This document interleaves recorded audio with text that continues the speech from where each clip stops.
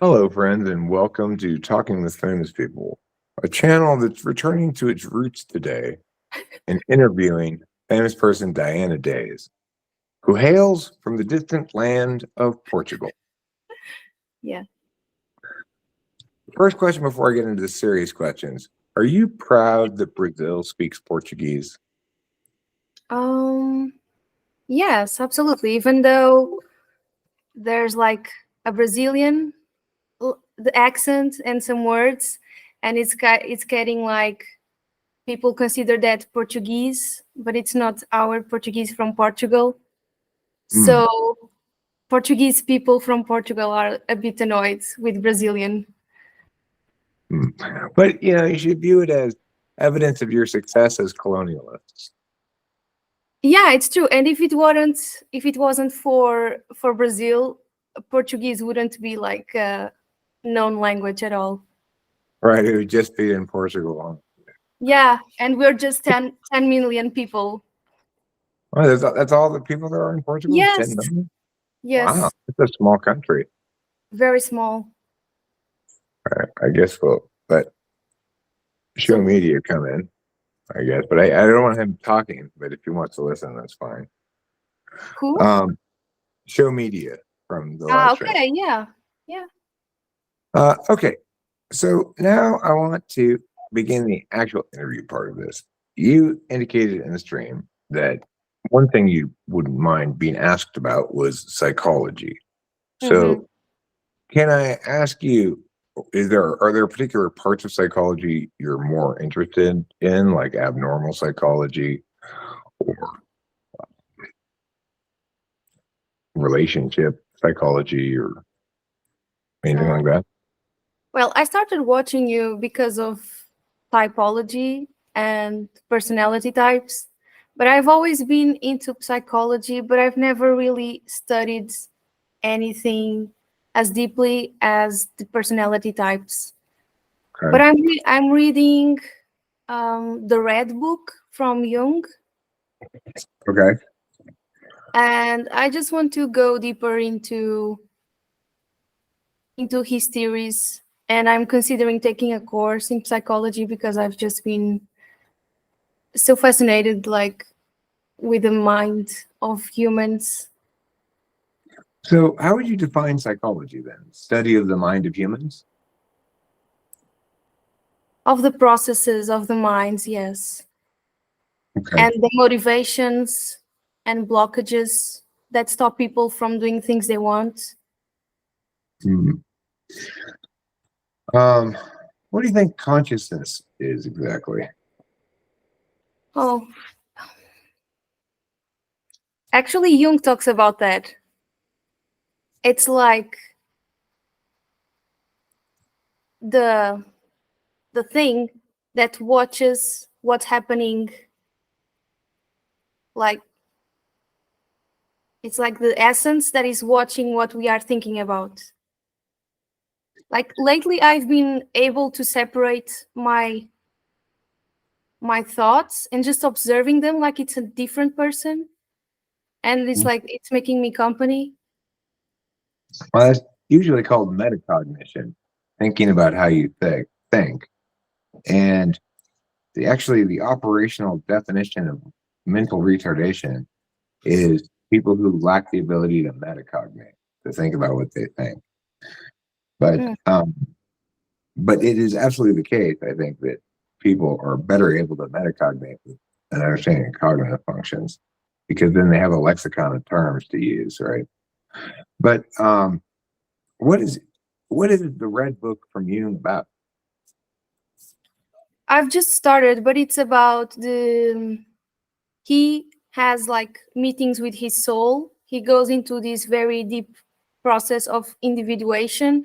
So he's really diving deep into his biggest pains, and he um, writes down everything he thinks, feels, dreams of, paints. He also has mandalas. And then later he finds out the symbols of mandalas have a deeper meaning. A snake has a deeper meaning. I don't remember right now. But he's just, the book is like his whole process of self like diving. Hmm. Do you think the book's intended to be prescriptive in some sense? Like, this is how one ought to actualize? Um, he's like describing how he did it, but it was a very painful process, and he was like, I'm doing an experiment with myself. I'm not sure you wanted other people to do it because it's so painful. And that's what I was saying, like your biggest pains can be your biggest light, the brightest lights, because that's what he found at the end. But did he find that because he overcame that pain and put it behind him, or because he ultimately found the pain pleasurable or good or enlightening, you know? It's like the deeper you go, the lighter it gets. So you have to be willing to really go into the pain and feel it as much as possible. And there's a certain point where it just, there's like a union, and you just don't see it as pain, but as a part of yourself, and you are just, it's like a circle. You start with the pain, but then you close the circle, and it's whole. So what kind of sources of pain does Jung articulate? I've just started the book, but But do you know anyway, even though you haven't read the book, what kind of things Jung thinks of as pain? mm, a self-loathing.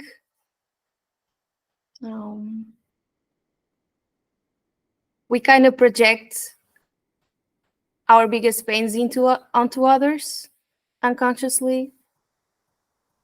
Okay, but those are descriptions of how pain is Mm-hmm.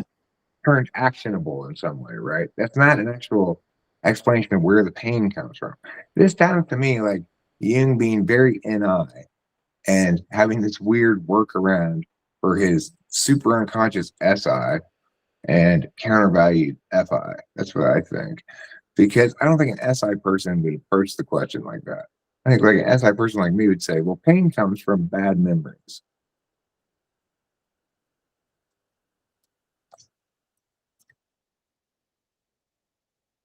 Yes, I think he would describe them as so. And it comes from specific bad memories, which link to traumas of one sort or another. And that it may be the case that spending time in that pain, or in other words, purposefully remembering the horrible thing that makes you hurt, it might be a good way to get rid of that, the intensity of the pain associated with it. Like if you just keep trying to avoid it, it'll probably stick around, right? But I'm not sure if it needs all that traveling inside the soul shit, right? It's just like you have a bad memory. Instead of avoiding it, just sit in it for a while. Maybe that's good, but I don't know. It's like you keep purposely remembering something bad, won't it just get drilled more into your head? I'm not sure. I've actually been trying to do that more often, and I've been crying a lot. um, but it brings clarity at the end. Because I've been avoiding feeling so many things for like 10 years. It all came down like, and I was crying so much for so many days, and like how am I going to stop crying? Like this seems to have no end. But I'm just keeping like, trust the process, really dive into it. It's probably going away. And even if it's not, like, you still need to feel it, because that's what we are supposed to do here as humans, like Hmm. Are experience you pain as much as happiness. are you familiar with internal family systems? No. It's kind of like what Jung's talking about, I think. It's this idea that well, there's a certain like visualization exercise where you picture uh, a house in the woods and you are inside the house. And it's different parts of you besides the main you. All the different parts of you are each a you inside the house. And so you have to go and imagine yourself like getting permission to enter the house first, or at least to talk to somebody inside the house. And then you understand that part of you as a family member representing the specific like pain part, or for example, like when I was in a BPD relationship, it represented to me really a very like a little child Eric whose FI was being trampled by this horrible woman. And what I gleaned from it was that that I felt like I had betrayed myself, that I wasn't protecting myself, you know? So that's internal family systems. But it's got kind of a similar, you know, go inside yourself voyage thing to it. So I thought I'd bring it up. I actually think it's very effective for people who have FI in the back slot. Now, what do you feel about yourself crying? Do you think to yourself, I don't like this, I wish I could stop this? Is that your first response to it? When I'm feeling things? When you're crying. Yeah. You said you've been crying. Well, I've been through a difficult stage of my life recently.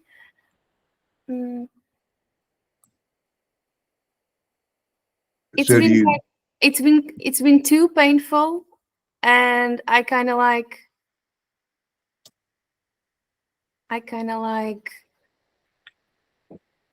it's just too much to handle.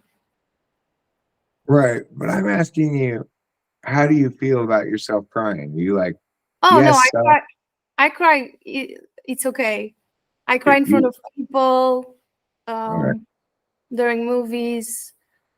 But this is just so painful, and it's been so like every day that I'm like, I don't want my mother to see because she'll be worried, because it's been so many days in a row.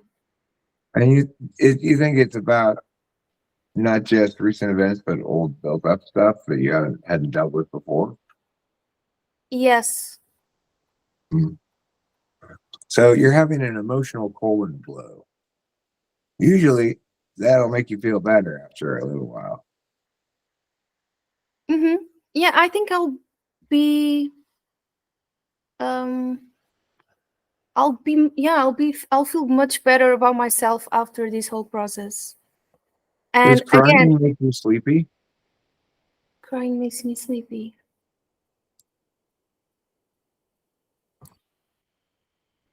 I think so. It makes me relaxed. Yeah. Yeah, it makes me really sleepy. It makes you sleepy. Yeah. I mean, it depends on the kind of crying. You know, I cry a lot too. Like watching anime this morning, I was crying during at least two of the different animes. Because, Really? oh yeah, just I because like, wouldn't I wouldn't think an INTP to be crying that much. oh yeah, I cry all the time. But the thing is, most of my cryings are like that, watching TV and stuff. And then it comes and goes in a flash. There's no real lasting emotion. That kind of crying doesn't make me tired. Like, oh my God, this show's so beautiful. That doesn't make me tired. But like actual sadness, personal sadness crying and stuff makes me tired. Makes me really sleepy. And in fact, it'll even cut through Adderall or other amphetamines and just put me right to sleep. Crying makes you sleepier? Oh yeah. If I me really crying about something rather than just say like TV crying, right? Oh. I see. Yeah. Okay. Just a moment. I have a cat. Okay. Okay. She's fine. So what is your experience with typology been? Like, have you found it useful about understanding yourself, useful about understanding others? Yeah. Are you still trying to get it all together before you start applying it, or what?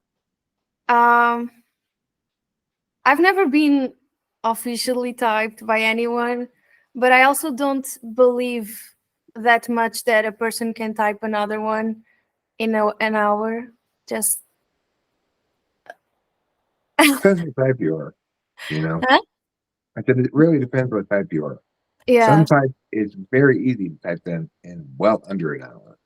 Like it never takes me more than 20 minutes to figure out an ISFP than ISFP. Okay. Yeah, I see that.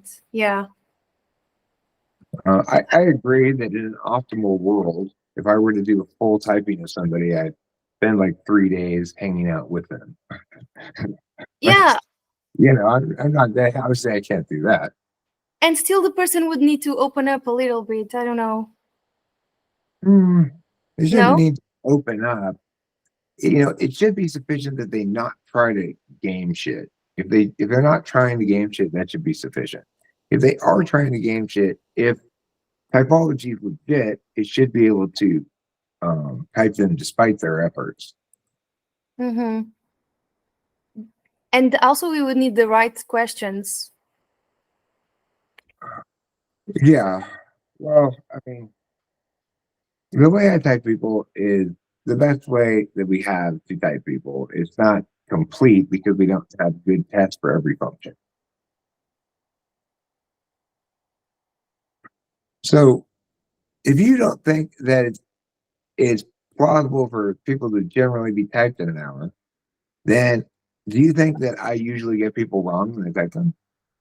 I actually trust your typings quite a lot, but that's only because you're INTP. Is that correct? I'm ENTP. ENTP. Because ENTPs use the logic in a way that is very effective and can see through the bullshit. And also they have a fee which they can read people too. Yeah, I can generally read people. I would say I don't want to read people, but I sort of I can't help but read them, you know. Exactly, yeah. Okay, this has got enough. I'll see this fuck out. Okay, so what type do you identify as? I feel like you have been typing me through this interview. I a little bit. I've been half Yeah, typing of you course. because I started getting curious. I started getting curious about what you're saying. Okay. So I've been like into typology like for 7 years. Okay. And of course, I started with the tests and reading the descriptions. And for a very long time, I thought I was INFP, Okay. which happens to many, many people. But then I started like seeing, oh, if you think you're INFP, then you're not. You're probably not. And I was like, okay, let me question this stuff. And went deeper into the functions. For a while, I thought I was ISFP, which makes no sense at all. You're definitely not. You're No. definitely I can eliminate that just Yes, already from talking to absolutely. you. I think my NU was so open that I could imagine myself as an ISFP. The reason I thought I was ISFP was because like I like partying and dancing, and I used to play football at school. And sometimes I can give very concrete information about sensations. Like I feel a lot the effects of alcohol or coffee. That sounds more SI front stack than it does SI SIG. Yeah. So INFP could also be. And then finally I met this guy. He really likes your content. But he's not a YouTuber or anything. And we started discussing, and he thought he was ENFP. And he told me, like, you're ENFP, girl, you talk like me. You make no sense at all. And you jump from topic to topic like you're crazy, chaotic. And so now I think I'm ENFP. Well, how do you do on the TI tests?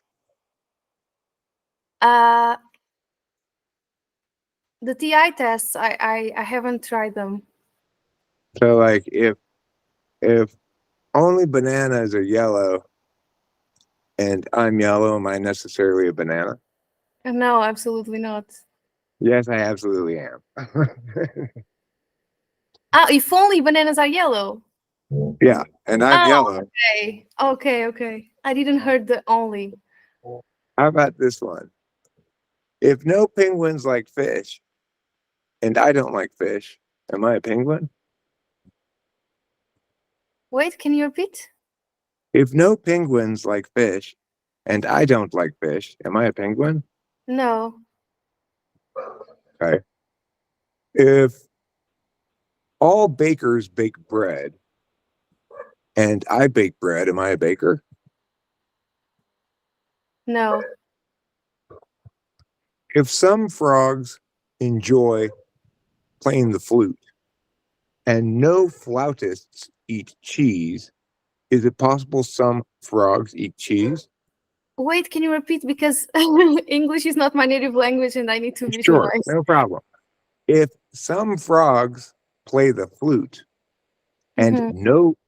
no flautists, no flute players, I forgot what I said, eat cheese, then is it necessarily the case that is it possible that some frogs eat cheese? Okay, I could not follow. If some All frogs play the flute and some all yeah, some frogs play the flute and no flute players eat cheese, is it possible that some frogs eat cheese? yes. No, no. Am I getting things right? Is it possible? Yeah, but yeah, you're getting things. You got the right answer on that one. Let me try this kind of question. Um, if there are 7 gherkins in a pig Gherkins? swaddle, if I there's don't know. 7 gherkins in a pig swaddle, I don't know what then gherkins. it doesn't matter. Okay. If there are 7 gherkins in a pig swaddle, and 2 pig swaddles equal uh, a verdant forest, how many gherkins are in a verdant forest? There are just too many words I don't know. Okay, fine. You might be TI polar. ENFP is possible. I You know, definitely see the extroverted intuition is front stack. Your introverted sensing is front stack accordingly, but both of them test front stack. So you're definitely in the SI axis somewhere in your thing. That could very easily have been TI polar. I'd have to test it more, but I don't really feel like it. But ENFP is very plausible. But you could possibly be an INFP because your TI, you did get the way you dealt with that last question is suggestive of TI polar because the words don't matter there at all, right? mhm. The answer is 14 because there are 7 whatevers and a whatever and 2 whatevers and a whatever. So 14. You think I can be an INFP? Well, I'm saying I wouldn't rule it out because I didn't do a full TI testing on you. Mhm. You can attempt some of those questions yourself and see. Like, there's, I actually have documents. I'll put the link in this video. That have TI questions, a bunch of TI questions. You can try them, see if you if you get it and can figure out how to do them and do pretty. Actually, an INFP will do quite well on them probably. So you're almost certainly not an INFP. ENFP seems very plausible, but one could consider um who else is in that quadrant? STJ. You're not an STJ, I don't think, just based on affect. ENFP is probably the right type for you. Yeah, I think so too. I have been like trying all the types and just this one makes the most sense. Well, it's nice to chat with an ENFP because I don't get a lot of opportunity to do so, and you'll be a nice example for people. to watch and see this is what an ENFP is like. So being an ENFP, do you feel as though you want to like help the world or something? Like how does that play out? FI and E. I feel like my main thing is like I want to inspire people. Like all my life, I never knew what I wanted to do, but I always like I want to inspire. I want to make people happy about their lives. I want to motivate people and just like You think lift people them are up. unhappy? Yeah. Do you think people are less happy now in the contemporary world than they were, say, a couple hundred years ago?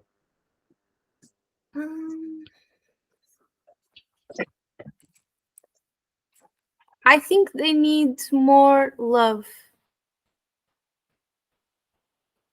Yeah, I think people need more acceptance, most of all. People need to be accepted for who they are, supported for who they are, rather than told this is what's wrong with you, which is what people are told constantly, right? Here's what's wrong with you. They're not told that directly, but all through childhood, that's the lesson we're taught all the time. Exactly. And consciously it gets in your brain. And I think that's where the self-loathing comes from. For me and you. I don't think that's where my self-loathing comes from. My self-loathing comes from memories of myself doing bad things, either failing to do what I should have done or doing what I shouldn't have done. Because I believe myself to be above all those other people's like understanding of morality. Oh. Like, I don't think there's anything wrong with me, but I used to, you know. It was actually my AA sponsor who said to me one day after I was like upset. I thought he had like he wasn't my sponsor anymore because I had left AA because I wanted to smoke weed, you know. But we were still Facebook friends. I thought he had unfriended me, and it was like a hard day. I was having a hard day or something, and I messaged him like, "Why did you unfriend me? What did I do?" And he said, "There's nothing wrong with you. I didn't unfriend you. That was my second account that I don't use anymore." But he said, "There's nothing wrong with you," because previously he had been on team. You shouldn't smoke weed, right? He was like, "No, you can't do that. That's not, you know, you're not sober, smoke weed." And then one day he said, "You know, I was thinking about this, and I just want to tell you, there's nothing wrong with you." Nobody had ever told me that before. Yeah, that we're so earning for that. It's stupid. It's ridiculous. Right, it's not. It still makes me emotional. It's Yeah, not stupid. and me too. What's stupid is that I hadn't heard it until I was 43 years old or whatever. But nobody in my life had ever told that to me. I had always heard the opposite. Yeah. But now I'm fully aware there's nothing wrong with me. But that means that what's left to focus on is things that I've done that are bad. Which I don't have I don't have a big criminal history or anything. I'm just saying, like hurting people, you know, or failing to be there for people who deserve better, you know. So anyway, that got kind of emotional. Every time I tell that story, I start to cry. It's okay. I think we need to go deeper into that. Yeah, well, it used to be the motto of the channel. There's nothing wrong with you, because ultimately that underlies, I think, everybody's distress is they believe that there's various things wrong with them. Absolutely. I think that's also underlies a lot of the like stubbornness about I'm this type, even though they're not, you know.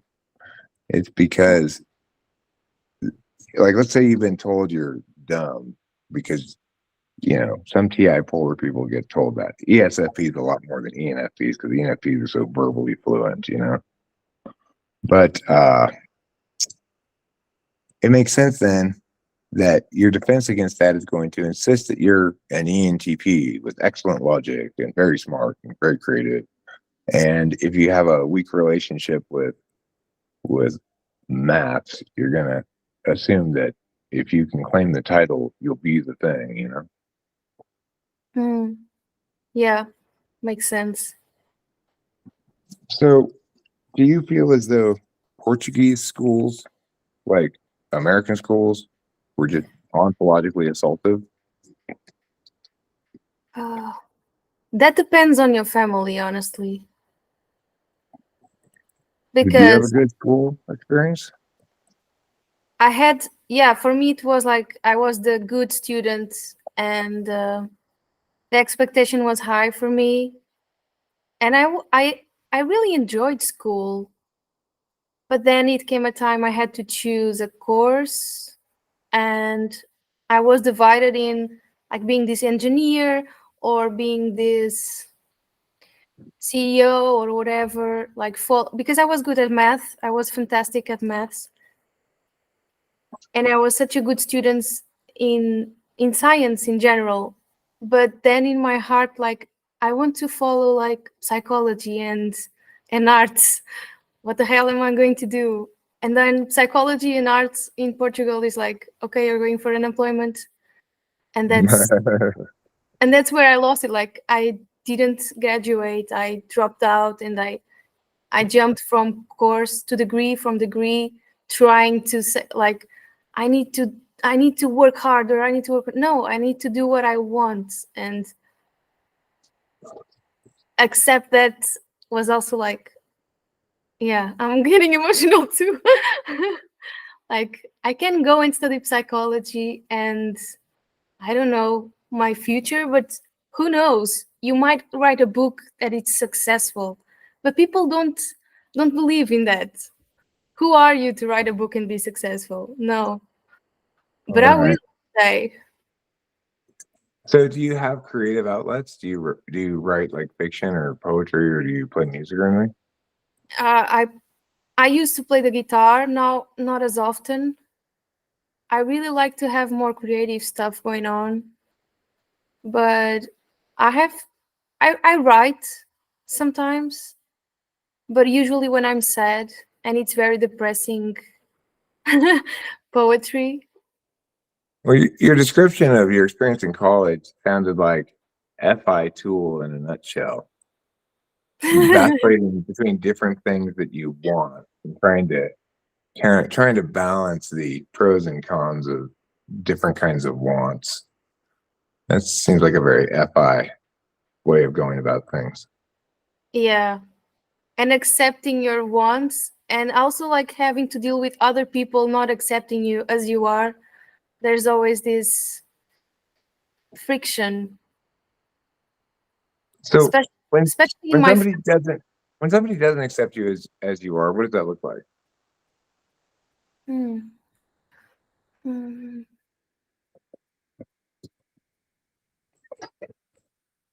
What does it look like? How do they act, or how do I feel? How do they act? I, I, I never crossed my mind that that question might be how do you feel, right? Because they can do something and I perceive it differently.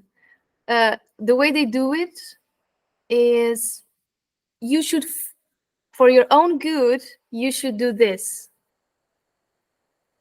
Okay, right. You should take a degree in teaching English. You do speak English quite well.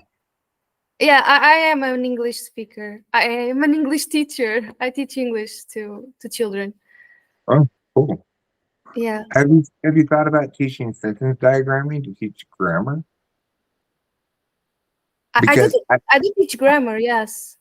I've written a book called The Orderly World of Grammar, and it teaches grammar by a sentence diagramming, and it's the single best possible way you could ever teach grammar. You should Really? check it. It's a thin book, but you can get through all of English grammar if you have the kids do the exercises that are in the book. It walks you through the whole grammar program. What's it called? The Orderly World of Grammar by Yeah. Eric Strapp. Okay. I actually ended up being an English teacher because I was working at a supermarket and like, what am I going to do with my life? I need to escape this hell. And I like, okay, I do speak some English, so I could just take a course. And I took like a short course, and then I very luckily I could find a job like with zero experience. It was very good. So now that's what I do, but it's kind of like very how do you say, methodic, boring kind of teaching, you know? Hmm.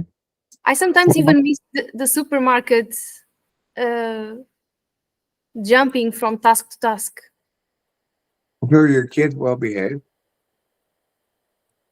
Most of them are, because we have like maximum of 10 children in a room. It's private school.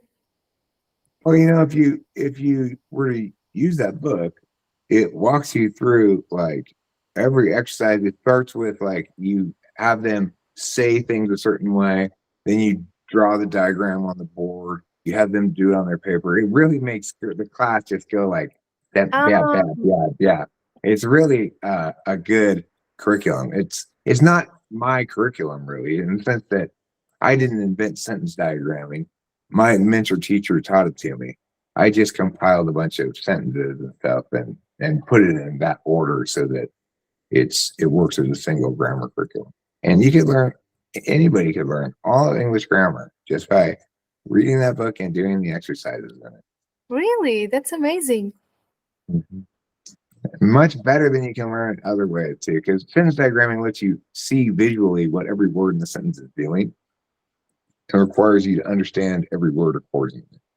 So it's the best way to do grammar, I think. Anyway, enough about sentence diagram. You didn't come to get interviewed to hear me talk about sentence diagram. So, I just want to say, you were asking how do people act when they don't accept you as you are, and I thought that was a very interesting question, because I think people don't even realize they are being unaccepting of others. yeah, well, a lot of TE people, I mean, you're a TE person too, but third slot's like childlike, you know. I'm sure you get a great deal of satisfaction from solving problems, Yes, a lot. but accordingly, you probably don't spend much attention solving other people's problems. Only if they ask me to. Right. Like an ESTJ is likely to come over to your house and critique how you're taking care of your property. Mm. And they don't get that they're not being helpful. That's the whole tragedy of the thing is they think they're being helpful. I think my mom is the lead. Has to be. Yeah. Rachel's mom too. Rachel's mom thinks she's being helpful when she has all this unsolicited advice, but ultimately it's just an ordinated way of saying there's something wrong with you. Absolutely, absolutely. You should be like this. Yeah, something Yeah. other than you currently are. So, what do you think your long-term goals, or what's a life well lived for you ultimately in 50 years? What have you spent your time doing? That's a good question. That's something I've been reflecting, because I lost like my ground. I think I've mentioned this in the chat. I was in a relationship, like 8-year relationship, and we had to break up. And I'm 30, so I was like, okay, by 30, I'll be a mom. I really want to be a mom. And I'm like, oh no, what am I going to do now? So now it's even more difficult to even imagine what I'm going to do. But since I've been like now I'm going to do what I want. I'm going to study psychology, and really I cannot see myself in the future. I would like to write a book.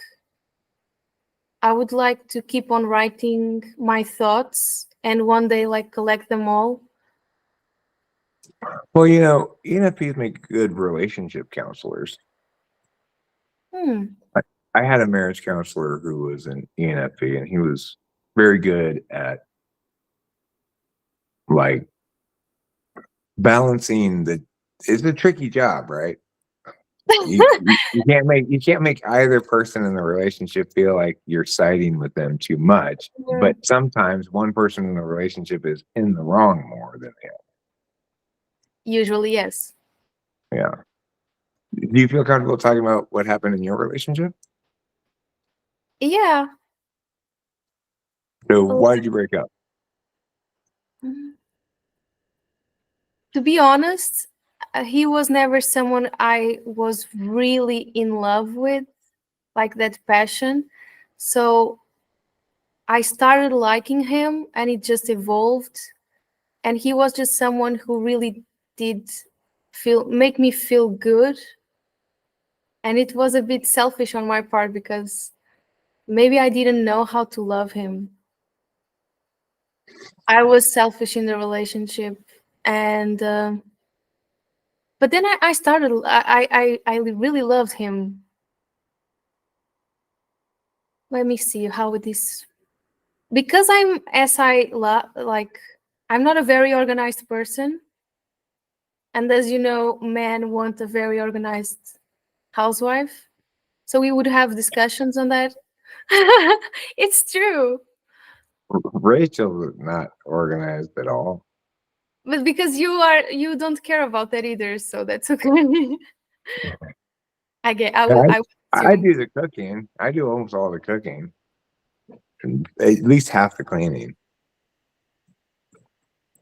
That's good. Maybe America is different, right? Maybe Portugal still has kind of that old world manly man, womanly woman thing. He wasn't very like that, but he would do the cooking.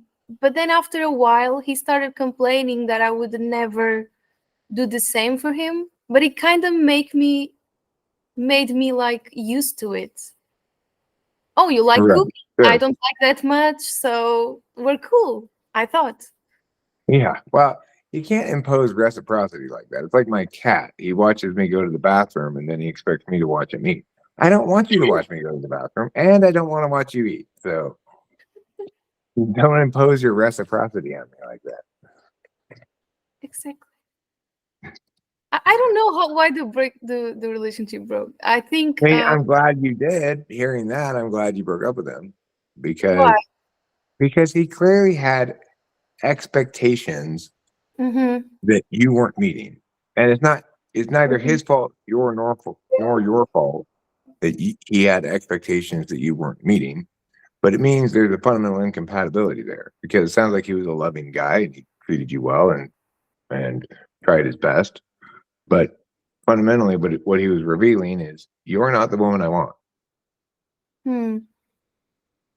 If I were complaining to Rachel that she wasn't doing enough chores or whatever, then she's not the woman I want, because she's not a chore doer. Yeah. Yeah, absolutely. So what other And wonderful and insights also, do you have to share? Go ahead. he was ESFP, so he was Oh, so extroverted. He was very talkative, which I loved. To be honest, I loved the partying because I'm not that sociable. So I would get along with him and I would make friends because he was the life of the party and we would have so much fun together. But the older I got, now I'm 30, I'm like, okay, I just want to stay at home and read a book and have someone discuss like the Jung's book. I just want someone to read a book and discuss some ideas. And his would always be very, let's go out, let's drink, let's party. And I just started getting tired of that life. I also that was our major Like in the future, I could not see my life going with him because I want to stay at home more. Sure. Well, I And I think want, it's probably pretty commonly true that for most people who get in a relationship in their early 20s, it doesn't survive well into their 30s. They typically split up sometime in their early 30s. yeah, that's true. Because we People don't are know. just aren't done growing yet, you know. Mm-hmm. You were going to say I interrupted you. Yeah, we don't know ourselves yet. Yeah, I didn't know myself really until mid 40s. You Ooh. know, I had to quit drinking first because of that Oh, drug. yeah. Well, I was a very functional alcoholic, but it still killed my soul. Mhm. Um, and then I had to learn about cognitive functions. So it wasn't until those two things happened that I could possibly understand myself.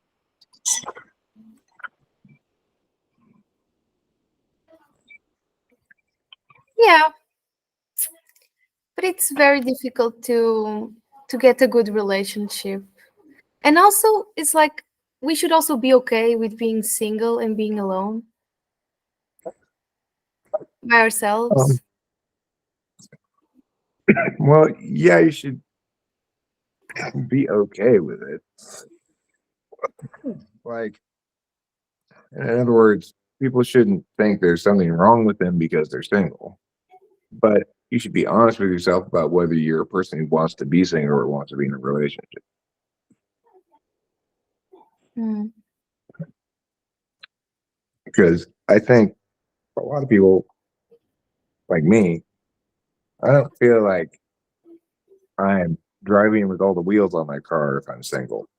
I'm just meant to be in a long-term relationship.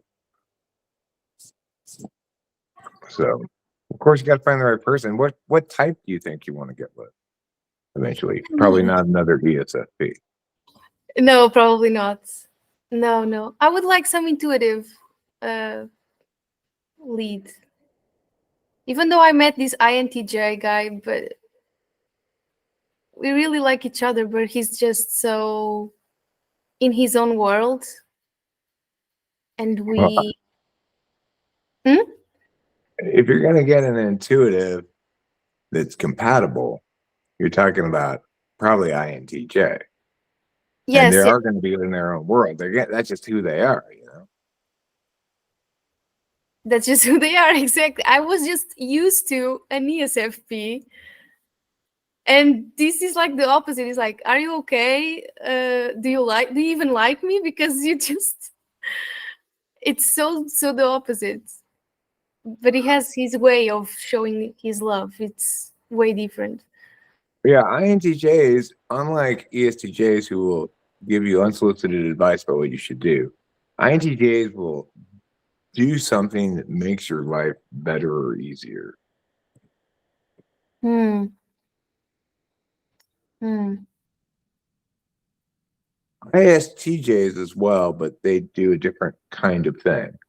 You know, if you enjoy domesticity, don't knock an ISTJ till you try one. Really? Why? I mean, like my friend Cameron is one of the best friends a person could possibly imagine. So like helpful, you know, his tool functions TE. So he goes through life trying to solve problems, but his third slot functions FI. Um, so they're a type that finds a great deal of satisfaction in showing love, I guess. Uh, then their way of going about it is solving problems, making things more streamlined for you. Unlike ESFP, they're not going to tell you they want you to do more stuff, right? You'll never hear that from an ISTJ. Probably not from an INTJ, but maybe. If they don't like something specific, if they think you're doing something wrong and it bugs them, they'll probably tell you. Yeah. And, you know, INTJs, they're enraged by the fact that everyone does everything wrong, but they show nothing. Absolutely. They are just so, how do you say? Um, I don't. It feels like they hate other way of people's like living. The way The only time I ever see INTJ smile is when I say, "Do you identify with this quote? Everyone's doing everything wrong, and you're outraged about it, but you show nothing." And that's the first time I see them smile. They go like, "Yes, that's it." Why are they so enraged? Like, chill. It's Let it because be. they NI the TE of the world. They have an objective knowing function, but their tool function is TE. So they objectively know how inefficiently, poorly designed, ill-conceived every system they encounter is. Mm. You know, Are they correct? yeah. Well, I mean, about that kind of thing, yeah, for sure. Like I am 100% certain. I never met the guy, but I'm 100% certain as I can be, having never met the guy. The guy who built and designed this house was an INTJ. I love this house so much because there's no place for clutter anywhere. Ah, There's no like built-in shelves or shit like that FPJs love to put their little dumb items on, right? No offense, FPJs. It's got great flow. It's incredibly soundproof. The same guy who built this house also put in water towers on the hill to provide water for this whole neighborhood, whereas the rest of Mariposa, except for the town itself, is all on well water. So this INTJ guy came in here and said, "Okay, I'm building this house exactly as I want it, and I don't want to be on well water, so I'm gonna install." We have the electrical diagrams from. I'm gonna install these water towers and shit. That's the kind of shit that INTJs do. That's what makes them glorious. that's amazing. Yeah. I kind of like that, love that about them. But they're so critical towards others, which is kind of the opposite of me. I love everyone. But they aren't necessarily critical towards their intimate circle. Like if you're the beloved wife of an INTJ, you will probably entirely get a pass. Yeah, but you like I've heard him talk about other people. It kind of makes me uncomfortable sometimes. But I They're think he's probably not very else. he's probably right to critique these people. What's he critiquing them about? Usually like the aesthetic. Oh, okay. Yeah, Like you so didn't like the way they look? it's not the yes, the way they portray like the whole look, yeah. Okay. Like if they are fat or not. He Uh, would say, "Oh, these people don't take care of themselves." It's like, let them be. Like, yeah. why Well, do they need that's to take care? yeah. That's very 8 slot SI front stack TE. So it's like because everything's a problem or a solution that includes Um, body, that includes bodies because they have no consciousness of their own body at all, except as this thing they alter with diet or exercise. that makes a lot of sense. So it kind of makes me uncomfortable when he comments on people's bodies and just doesn't seem right to me. I agree. It's absolutely unacceptable. You should Even tell though, them that. even though I told him like, don't say that to me. It makes me uncomfortable. Don't say that. That's the wrong thing to say. Okay? Say that. Say don't say that because people's bodies are not objects that they have full control over at all. They are instead the natural product of what they were born as. They can't help being the body they are. And because people have different metabolisms, it's entirely unfair and unreasonable of you to presume to judge people for bodies that are the product of experiences you have no knowledge of. Yeah, that's You true. got to But hit them with the T, not the F. yeah, I know, but I struggle with that.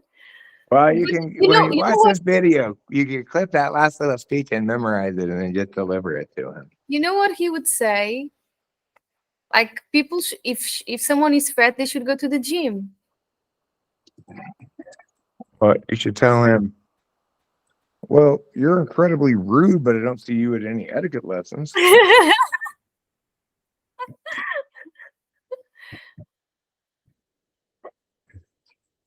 What, why aren't you therefore obligated to take social grace lessons?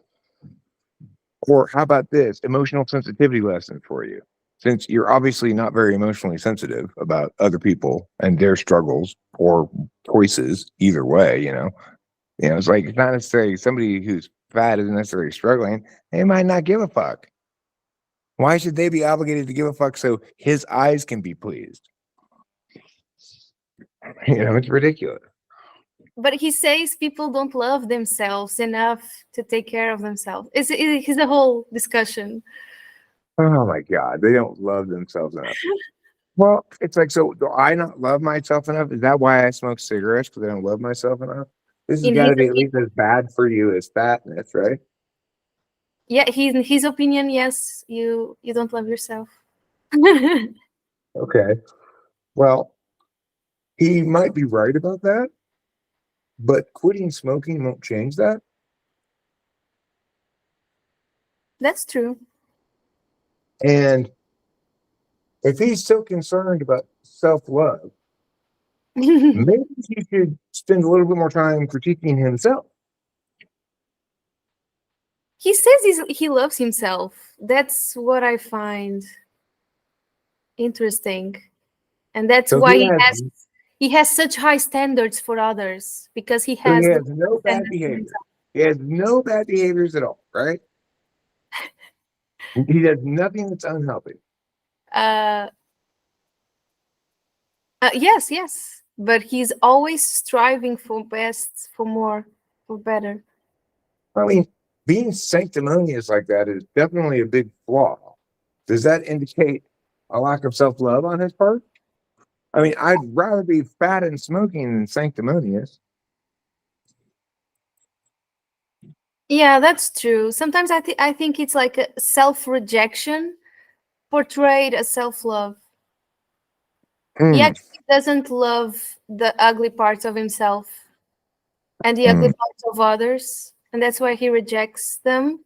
And he's actually trying to reject their own, their mm. own.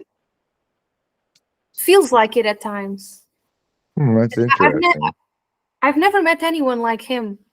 Like such high standards, impossible to meet. I mean, do you meet his standards? No.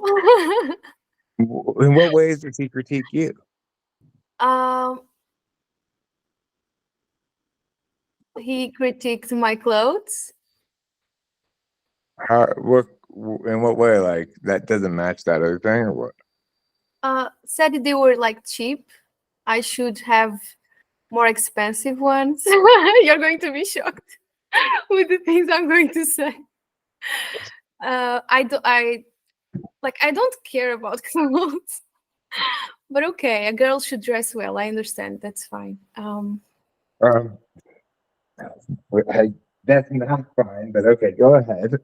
And then the perfumes. Yeah, he would like me to have a nice, expensive perfume. Does he have a specific perfume that he likes the smell of? That he mentioned, no. He just would like me to have that initiative without him telling me. I see. Well, have you made a list of things that you'd like him to have initiative about without you telling him? Um, You should make such a list and then ask him to produce an ordinated plan of action for you, demonstrating what he's going to do to meet your unspoken expectations better. See what happens. I'm not sure this relationship is going like it's not even a relationship. It's just we talk.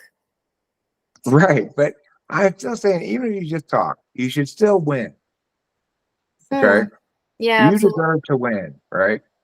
So if he's going to have those kind of expectations that he'd like you to meet without you saying anything, without him saying anything, or basically, he's like, I'll also accept you simply following instructions here would be fine, I suppose. Although I'd rather you get it yourself, you should have an equivalent list of things and say, I know this is asking a lot, but you're so effective and such a good guy and such a smart guy. Could you possibly come up with an ordinated plan of action for me, explaining how these expectations will be better met? My expectations. Yeah, yours. Right. Like, I expect you to wear a turtleneck. I shouldn't have to tell you that. Why aren't you wearing one? I expect you to like swimming more than you do. So go find yourself a pool and a swimming teacher or something. It sounds so ridiculous. Right. That's just as ridiculous as him expecting you to have an expensive perfume when he doesn't even know what specific smell he wants. I think overall he wants like a very feminine woman that really takes care of her, like her whole aesthetic and the outfit and everything matches and the perfume and the nails. I think Okay, men so he nowadays. wants an Eastern European woman. He wants an Eastern European woman, like from Serbia. That's how women are in Serbia. They all wear high heels. They all always dress to the nines and have fancy everything. But that's not feminine, okay? That's just like Iron Curtain bullshit. Um, who would say? Nobody in the world would say you're masculine in any way. That's I told my sister and my mom, like, am I not feminine enough? And they were like, okay, I don't do my nails and that's weird, but kind of You're like, soft as a dinner roll. The FI tool makes you soft as a dinner roll. yeah. I've never seen myself as not feminine, but yeah, I it's guess weird. maybe he just wants you to be fancier. Yes. Like stylish. Like you get Yeah. into a room and you make an impression. You give an impression. I like how stylish Rachel is when we go out, but I don't expect it. But if she were like making terrible clothes choices, I would have to say something. Yeah? That would be. I don't think I could be with somebody who's going out and making consistently terrible clothes choices. Now, I want to stress that doesn't mean casual. It means dressed up in a terrible choice. That would bother me. Mm. They're like, okay, I am not going to go out with you with you wearing your "I'm with stupid" T-shirt with an arrow pointing to me. I'm sorry, but I'm not going out with you with you wearing it. I'm not going out with you with like while you're wearing this dress that has big pictures of Bernie Sanders' face all over it. I refuse to go to dinner with you if you're wearing that thing. Like that kind of shit, right? I don't want the person I'm with and I'm going to dinner with to be too loud Mm. in their appearance. Okay, that makes sense. That makes total sense. I'm There going are to be a little loud, so I want them to be a little understated, mhm. There is a certain expectation. Well, what I'm doing right now is articulating realities that are satisfying to me in my current relationship, and then framing them as expectations that I would have if I weren't with Rachel, having been with Rachel and learned what I like. Mm-hmm. FI polar. I don't know what I like. You only know when you're there after a while. I know what I don't like. I'm assuming you also know what you don't like. Yes. And I know what I like. So explain introverted feeling to us all. Okay, let me think. It's very childish in the point of like,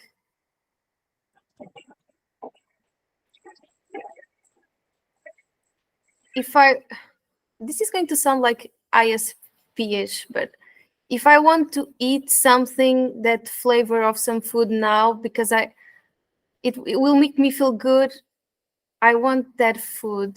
Or I just know what I'm feeling all the time. It's weird. What are you feeling right now? Excited to be talking to you. How many different feelings do you think there are?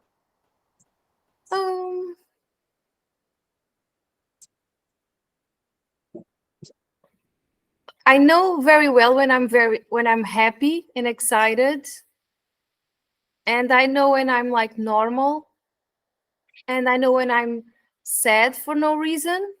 It's like when we go up, it has to go down at some point. So I just process it. I was like, oh, it's normal. I've been very happy lately.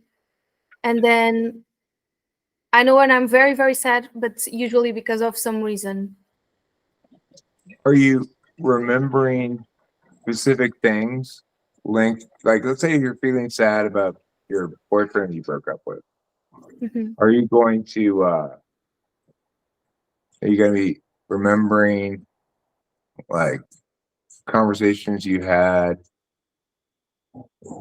towards the end, or are you going to be remembering good times and feeling like how does that work?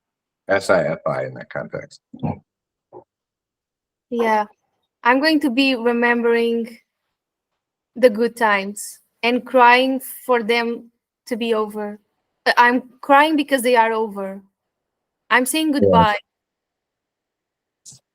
And Okay. because I need to go even deeper, so to just release the emotion, I make myself remember more. I even might go and look at pictures just so I can cry more. Do you feel like tears are like kind of emotional urine, and that for people who don't cry a lot, they have too much? It's like they're holding their emotional pee. Yeah, I think people don't see emotions as things to process. I used to say to my ex-boyfriend, like I would start crying and like, what's wrong? What's wrong? Nothing. I just need to cry. Let me just cry and I'll be back in 5 minutes. And I will feel much better afterwards. It's just like pooping for me. Right, sure. Yeah. Like we need to get it out. I actually feel the same way about it. I You do? I think Hmm. yeah, I think I cry more than Rachel does. I, but That's but the that's thing is, what the only part I feel the same way about is the general idea that it's important to cry things out to get Mhm. your poisonous FI out of your system. It's good to cry it, but I don't do anything like you do. I don't purposefully seek out memories that make me sad. I stringently avoid them and encounter them, of course, invasively and repeatedly, nevertheless. Yeah. The idea that I would seek out emotional pain, that's like walking into a big box of cockroaches. Mm. I only do that if I'm already sad. Mm. Do you put on a sad song? Yes, yes. What's your go-to sad song?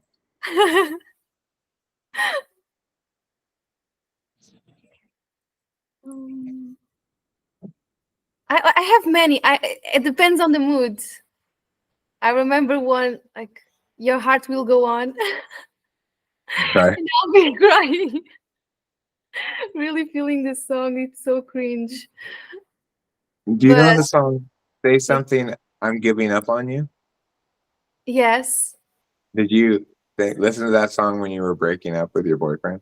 no, I actually those kind of songs don't touch me. Really? No. Why do you suppose that is? Um, too obvious. Lyrics are Okay. too obvious. So they feel like a cliche.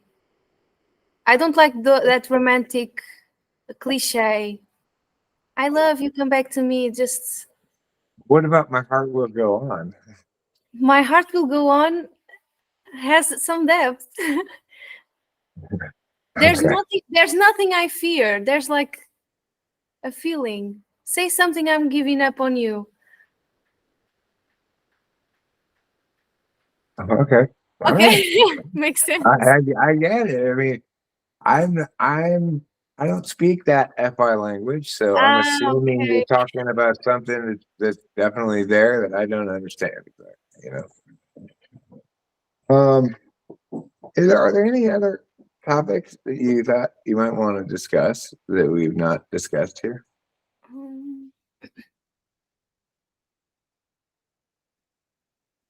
Um, well, this was really like at the moment, so I didn't have much time to think about questions. Um, I appreciate your ability to go, all right, I just fuck it, let's do it now. That's yeah, thumbs up. yeah, because yeah, I was thinking about next Sunday, but like waiting so long. No, I'm going to do it now. I'll tell you what, why don't we wrap this up now? Because I'm going to have to go get more cigarettes. And if you want to do it again, we can do a second conversation at some point next week or something, or in a few days or whatever. I bet you after watching this, people will want a second conversation. And it'll be a good conversation if before then you write down questions, topics, whatever you think we should talk about. That'd be a fun video if you just go down your list of things and we discuss them. Yeah, that would be lovely. All right, cool. So I'll upload this shortly and I'm going to stop recording now. Okay. Yes. Thank you so much for having me. That was nice. Thank you. It was Nice really chatting with cool. you. Bye It bye. was very nice. Have a good day. Bye. You too. Bye.